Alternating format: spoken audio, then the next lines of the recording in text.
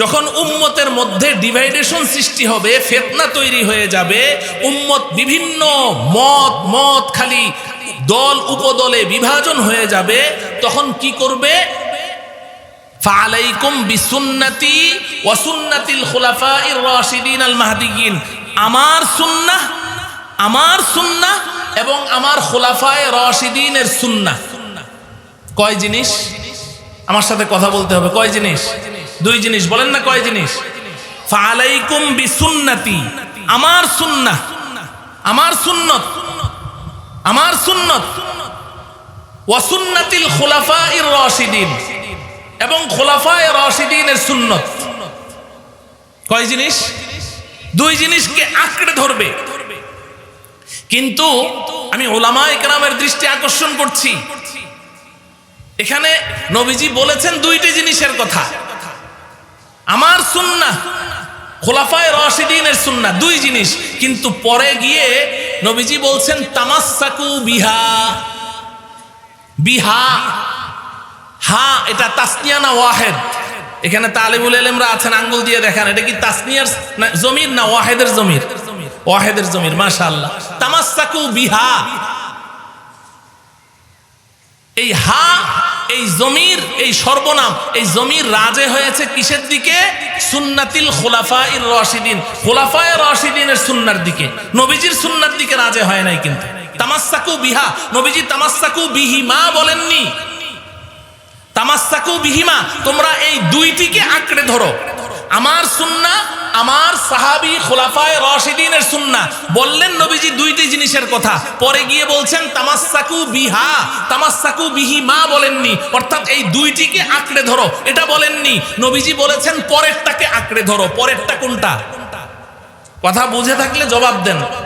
পরেরটা কোনটা? খুলাফায়ে রাশিদিনের সুন্নাহ। পরেরটা কোনটা? খুলাফায়ে রাশিদিনের সুন্নাহ। তো নবীজি তামাসসাকু বিহিমা বলেন নাই কেন? এই আমার আলোচ্য বিষয় এই জায়গায়। নবীজি এখানে তামাসসাকু বিহিমা কেন বললেন না? দুটোটাকে আঁকড়ে ধরো এটা তো বলেন নাই, বলেছেন দুই নম্বরটাকে আঁকড়ে ধরো, তামাসসাকু বিহা। জমির এটা আকরাবের দিকে রাজে হয়, সবাই এই কথা বলেছেন। কেউ বলেন নাই যে হ্যাঁ এটা এই সুন্নাতু রাসূলিল্লাহ, সুন্নাতির দিকে রাজে হয়েছে, কেউ বলেন নাই। তাইলে তামাসসাকু বিহা সুন্নাতুল খুলাফাইর রাশিদিন, খুলাফায়ে রাশিদিনের সুন্নাহকে আঁকড়ে ধরো। ওয়া আদ্দু আলাইহা বিন নওয়াজিজ, এই আলাইহা এখানেও জমির ওয়াহিদ, এবং খুলাফায়ে রাশিদিনের সুন্নাহকে মাড়ির দাঁত দিয়ে কামড়ে ধরে থাকো। কিরে ভাই, কোন জিনিসকে যদি আপনি শক্ত করে কামড়ে ধরতে চান, সামনের দাঁত দিয়ে ধরেন, সামনের দাঁত দিয়ে ধরেন, সামনের দাঁত দিয়ে যদি আপনি ধরেন, আমার আঙ্গুলটাই কামড় দিয়ে ধরেন, টান দিলে আপনার দাঁত ভেঙে আসবে। শক্ত করে কামড়ে ধরতে হলে কি করতে হয়? মাড়ির দাঁত। ওয়াদ্দু আলাইহা বিন নওয়াজিজ, নওয়াজিজ হাড্ডি খাওয়া দাঁত। এই দাঁত, এই 32টা দাঁতের নাম আছে। আজকাল এগুলা তো তালেবুল ইলমরা পড়ে না, আমরা ছোটবেলা মুখস্থ করেছি।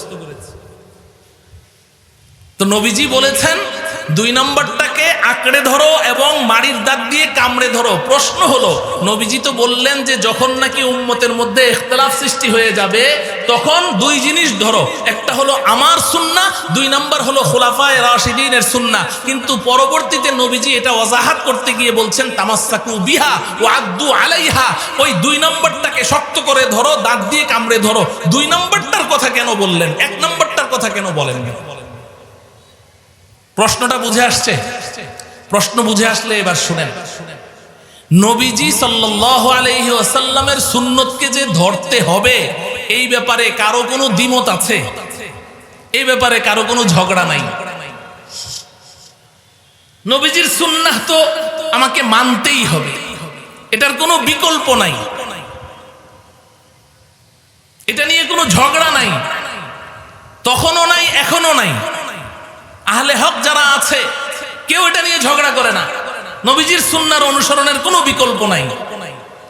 কিন্তু দুই নম্বর যেটা খুলাফায়ে রাশিদিনের সুন্নাহ, নবীজি সাল্লাল্লাহু আলাইহি ওয়াসাল্লাম তিনি তো রাসূল ছিলেন, অবশ্যই আল্লাহ রাব্বুল আলামিন তাকে ওহীর মাধ্যমে এটা জানিয়ে দিয়েছেন যে আপনার উম্মত কিন্তু আপনি যখন দুনিয়া ছেড়ে চলে যাবেন তখন উম্মতের মধ্যে একটা দল এমন আসবে যে তারা আপনার সুন্নাহকে মানতে চাইবে কিন্তু সাহাবাদেরকে মানতে চাইবে না। তারা সাহাবাদেরকে মানতে চাইবে না, খুলাফায়ে রাশিদিনের সুন্নাহকে সুন্নাহ হিসেবে স্বীকৃতি দিতে চাইবে না। তারা হযরতে ওমর রাদিয়াল্লাহু তাআলা আনহু যেই সুন্নাহ উম্মতের মাঝে রায়েজ করে দিয়ে যাবেন, তারা এটাকে বেদআত বলবে। আপনার খলিফায়ে রাশেদ ওমরকে বেদআতি বলে গালি দিবে, আপনার খলিফায়ে রাশেদ উসমানকে বেদআতি বলে গালি দিবে। এরা খুলাফায়ে রাশিদিনের সুন্নাহ মানতে চাইবে না, তারা মুনকিরে সাহাবা হবে। এটা নবীজিকে অবশ্যই ওহীর মাধ্যমে আল্লাহ পাক জানিয়ে দিয়েছেন বিধায় নবীজি এখানে পরে দুইবার বললেন তামাসসাকু বিহা ওয়া আদ্দু আলাইহা বিন নওয়াজিজ। যদি তুমি আহলুস সুন্নাহ ওয়াল জামাতের মধ্যে থাকতে চাও তাহলে আমার খুলাফায়ে রাশিদিন, আমার সাহাবায়ে কেরামের সুন্নাহকে মারির দাঁত দিয়ে আঁকড়ে ধরে থাকবে।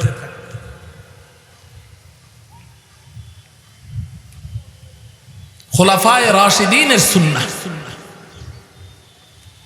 এখন এখানে আপনি প্রশ্ন করতে পারেন যে নবীজির সুন্নাহ এটা তো বুঝলাম, খুলাফায়ে রাশিদিনের সুন্নাহ আবার কি? সাহাবায়ে কেরাম তো ওই আমলটাই করেছেন যা নবীজিকে করতে দেখেছেন কিংবা নবীজি তাদেরকে করতে বলেছেন। ভালো করে বুঝেন, নবীজি যেই কথা বলেছেন সাহাবায়ে কেরামও সেটাই বলেছেন, নবীজি যেই কাজ করেছেন সাহাবায়ে কেরামও ওই কাজ করেছেন।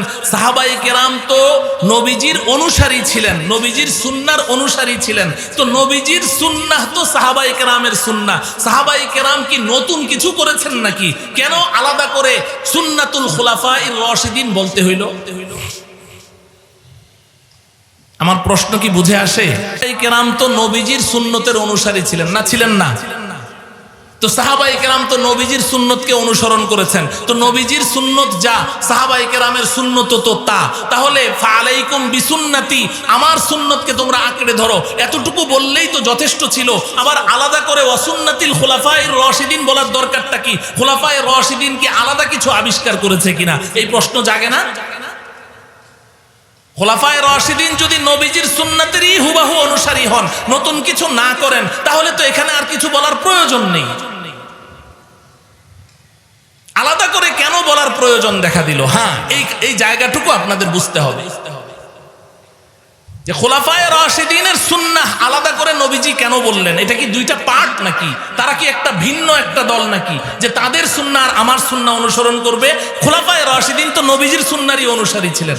হ্যাঁ আমার প্রিয় ভাইয়েরা, আপনারা শিক্ষিত জন, একটা কথা বুঝেন, নবীজি সাল্লাল্লাহু আলাইহি ওয়াসাল্লাম তিনি তার মদিনার এই 13 বছরের জিন্দেগিতে, মাদানী জিন্দেগি, মদিনায় এসে যখন তিনি রাষ্ট্র কায়েম করলেন, নবীজির গভর্নমেন্ট, নবীজির সরকার, নবীজির রাষ্ট্র এটা ছিল ন্যাশনাল। এটা কি ছিল? ন্যাশনাল। গভর্নমেন্ট দুই প্রকার হয়, একটা হলো ন্যাশনাল আর একটা ইন্টারন্যাশনাল। আমাদের হযরতুল উস্তাদ হযরত মাওলানা মুফতি সাঈদ আহমদ পালনপুরি রহিমাহুল্লাহ তাআলা দারুল উলুম দেওবন্দের সদরুল মুদাররিসিন ও শাইখুল হাদিস ছিলেন। হযরত রাহমাতুল্লাহি আলাইহি আমাদেরকে বিষয়টা এইভাবে বুঝিয়েছে, একটা গভর্নমেন্ট হচ্ছে ন্যাশনাল আর একটা কি ইন্টারন্যাশনাল। ন্যাশনাল মানে জাতীয়, ন্যাশনাল মানে কি জাতীয়, আর ইন্টারন্যাশনাল মানে আন্তর্জাতিক। ইন্টারন্যাশনাল মানে কি বলেন না? আন্তর্জাতিক। নবীজি সাল্লাল্লাহু আলাইহি ওয়াসাল্লাম যেই গভর্নমেন্ট, নবীজির যেই হুকুমত ছিল এটা ছিল ন্যাশনাল। এটা আরদে হেজাজের মধ্যে সীমাবদ্ধ ছিল, আরব ভূমির মধ্যে এটা সীমাবদ্ধ ছিল।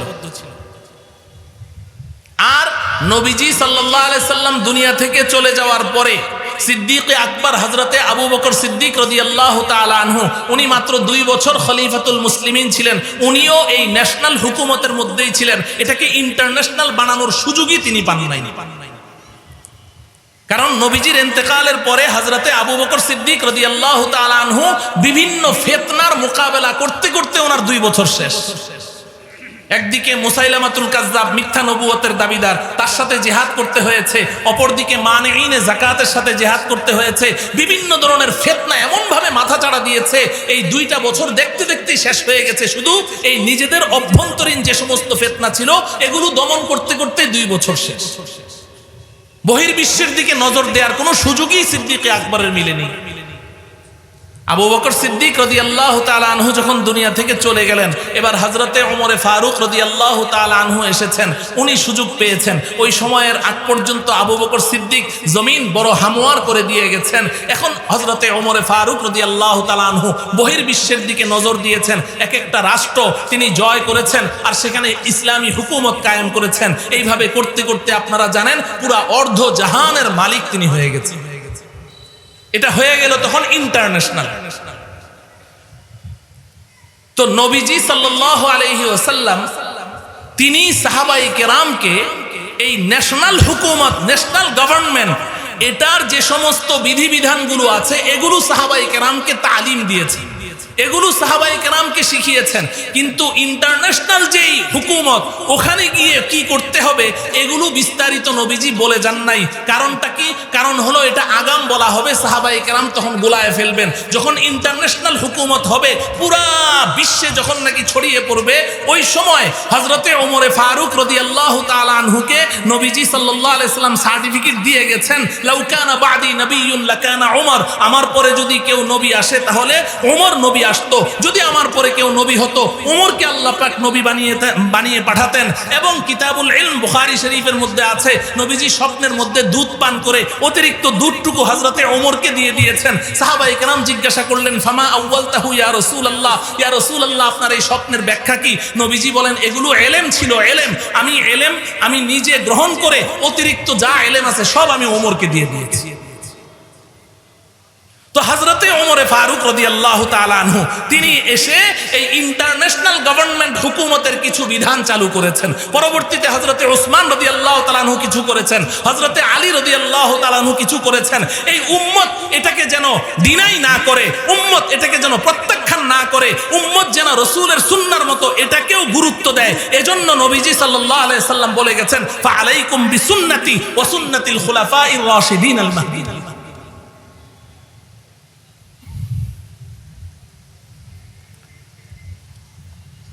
দেখেন, আমি 2-1টা উদাহরণ দেই। আমার এই কথাগুলো যদি বুঝেন, আমার আলোচ্য বিষয় আমি 5 মিনিটে আপনাদেরকে বুঝাই দিতে পারবো ইনশাআল্লাহ। নবীজি সাল্লাল্লাহু আলাইহি ওয়াসাল্লামের জমানায়, আপনারা জানেন, এটা কম বেশি জানেন, নবীজি সাল্লাল্লাহু আলাইহি ওয়াসাল্লামের জমানায় এই পবিত্র কোরআনে কারীম এটা কি একসাথে এক মলাটের ভিতরে ছিল? কথা বলেন আপনারা, একটু কথা বলেন। বড় বখিল মনে হচ্ছে আপনাদেরকে, একটু কথা বলেন। এক মলাটের ভিতরে ছিল না। নবীজির জমানায় এই কোরআনে কারীম এক মলাটের ভিতরে ছিল না। বিক্ষিপ্ত ভাবে গাছের ছালের মধ্যে, পশুর চামড়ায়, পাথরের মধ্যে, বিভিন্ন জায়গায় বিক্ষিপ্ত ভাবে লিখিত ছিল। নবীজির জমানায় এক মলাটে এইভাবে কোরআন শরীফ ছিল না। নবীজি সাল্লাল্লাহু আলাইহি সাল্লাম দুনিয়া থেকে চলে গেলেন। দুনিয়া থেকে চলে যাওয়ার পরে হযরতে আবু বকর সিদ্দিক রাদিয়াল্লাহু তাআলা আনহু যখন দুশমনে খোদা, মিথ্যা নবুয়তের দাবিদার মুসাইলামাতুল কাজ্জাবের সাথে যখন জিহাদ করলেন, এই জিহাদের মধ্যে হাজার হাজার হাফেজে কোরআন শহীদ হয়ে গেছে। হাজার হাজার হাফেজে কোরআন সাহাবী কি হয়ে গেছে? শহীদ হয়ে গেছে। এবং বিভিন্ন জিহাদের মধ্যে সাহাবায়ে কেরাম যাদের বক্ষে কোরআনে কারীম সংরক্ষিত ছিল, হাফেজ কোরআন সাহাবী অনেক শহীদ হয়ে গেছে। হযরতে আবু বকর সিদ্দিক রাদিয়াল্লাহু তাআলা আনহুকে ওমরে ফারুক রাদিয়াল্লাহু তাআলা আনহু এসে বললেন যে, আমিরুল মুমিনিন, ইয়া খলিফাতা রাসূলিল্লাহ, এইভাবে হাফেজে কোরআনরা চলে যাচ্ছে। কোরআন শরীফ তো মানুষের কাছে বিক্ষিপ্ত আকারে, এই কোরআন শরীফটাকে আপনি একত্রিত করেন, এক জায়গায় একত্রিত করে সরকারি রেকর্ডের মধ্যে এটাকে অন্তর্ভুক্ত করে দেন।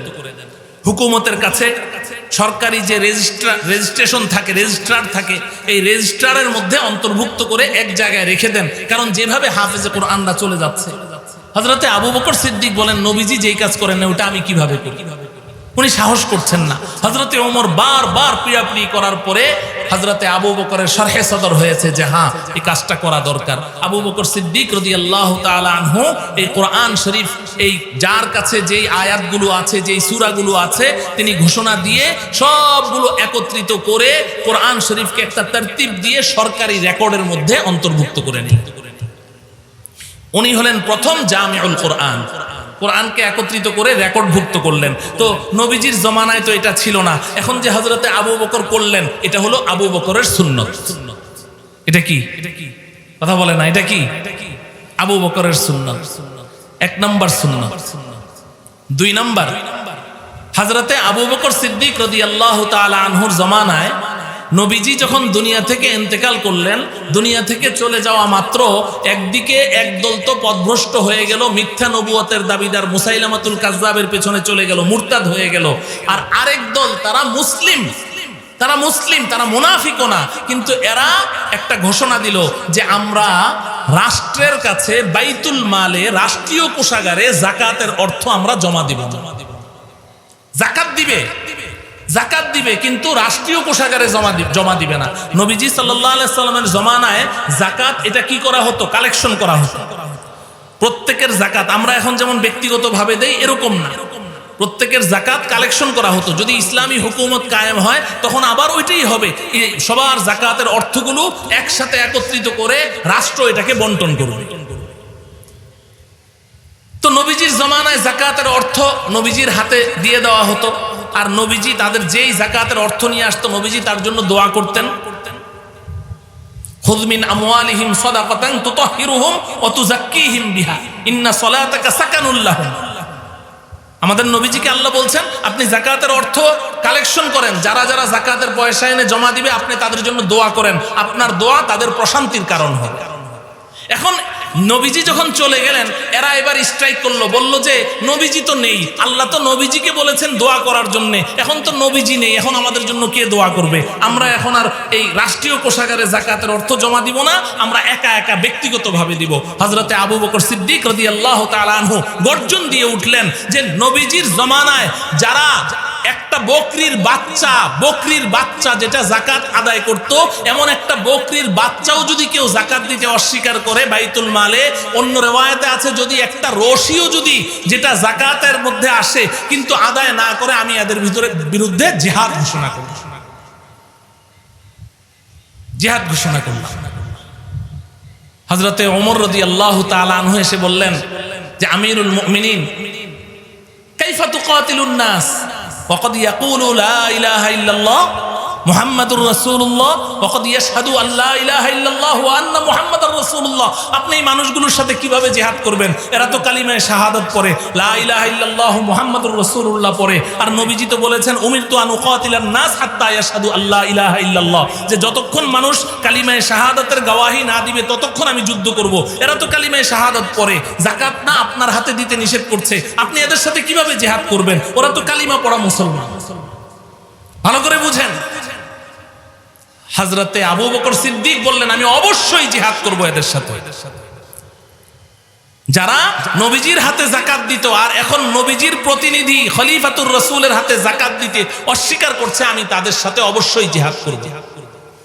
পরবর্তীতে হযরতে ওমর বলেন যে হ্যাঁ, আমার দিলটাও খুলে গেল যে আবু বকর যেটা করতে চাচ্ছেন এটাই হক, এটাই করা উচিত। হযরতে ওমরও আবু বকরের সাথে একমত হয়ে গেলেন যে হ্যাঁ, এদের বিরুদ্ধে জিহাদ করা উচিত। সিদ্ধান্ত হয়ে গেল এদের সাথে জিহাদ হবে। কিন্তু পরবর্তীতে আর জিহাদ হয় নাই, কারণ ওই লোকগুলো পরে আবার মেনে নিয়েছে, তারা যাকাত বাইতুল মালে জমা করে দিয়েছে, এজন্য আর তাদের বিরুদ্ধে জিহাদ করতে হয় নাই। কিন্তু এখান থেকে ভালো করে বুঝেন, এখান থেকে ফুকাহায়ে কেরাম, এই উম্মতে মুসলিমা, জুমহুর উলামায়ে কেরাম, তারা এই মাসআলা ইস্তেমবাত করেছেন যে আবু বকরের সুন্নত হলো শিআরে ইসলাম, ইসলামের শিআর, ইসলামের পরিচায়ক, ইসলামের নিদর্শন।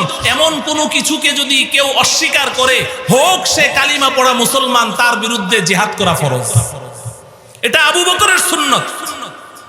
আমি আবারও বলছি, কালিমা পড়া মুসলমান, মুওয়াহিদ, তাওহীদে বিশ্বাসী, একত্ববাদে বিশ্বাসী, কিন্তু কোন শিয়ারে ইসলামকে অস্বীকার করছে, ইসলামের কোন নিদর্শন যেটা ইসলামের পরিচায়ক, ইসলামের আলামত বহন করে, এমন কোনো কিছুকে যদি কেউ অস্বীকার করে, হোক সেটা ফরজ না, ওয়াজিবও না, একটা সুন্নত আমল, কিন্তু শিয়ারে ইসলাম এটাকে যদি কেউ অস্বীকার করে, তার বিরুদ্ধে জিহাদ করা ফরজ।